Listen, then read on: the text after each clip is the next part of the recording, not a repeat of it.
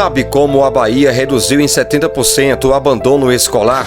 Pera aí, locutor. Essa história é nossa. Deixa que a gente conta.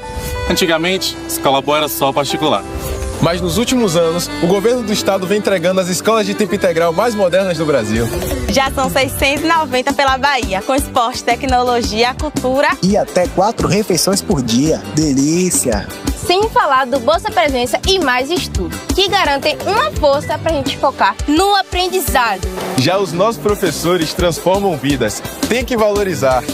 Sabe o resultado? A Bahia é destaque no Enem e Sisu. E vem aí novas escolas. É o governo do estado do lado dos estudantes. Solta o som! Eu tô contigo e não abro.